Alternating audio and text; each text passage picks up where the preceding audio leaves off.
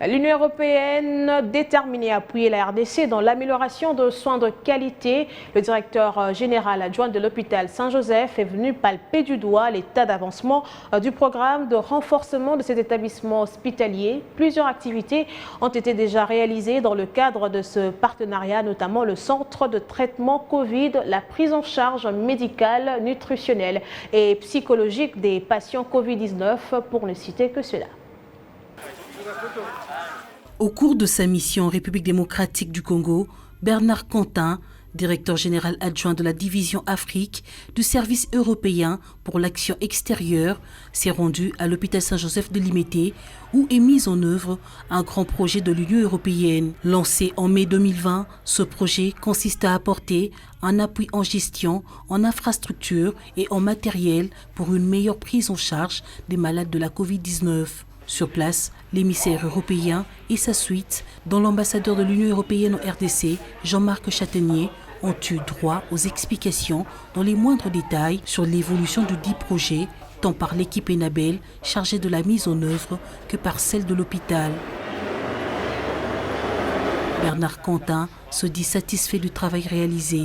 Lors de la visite guidée, le médecin directeur de l'hôpital a présenté les travaux réalisés, notamment la construction d'un hangar, d'un couloir, la rénovation d'une buanderie pour un nettoyage sécurisé, mais aussi d'un incinérateur. En plus de travaux de construction, l'hôpital avait également reçu du matériel de protection pour les personnels soignants, des ambulances, un système moderne de radiographie, mais aussi des lits pour le bloc opératoire.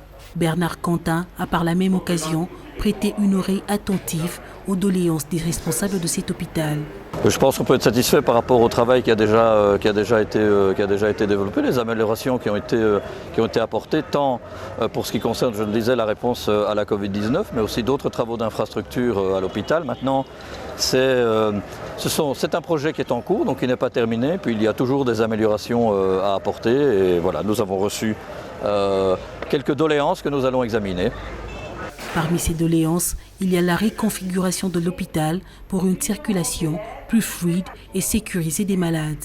Ce n'est pas un bâtiment qui est construit convenablement pour ce qu'on appelle le circuit des patients. Donc des fois, nous avons des limites, des barrières dans la structure hospitalière qui nous donnent des problèmes, voilà, de faire des corrections. Vous voyez ici à l'entrée de l'hôpital, il y a un mélange de tout. Ici, il arrive des patients pour urgence, il arrive même des gens qui sont déjà morts.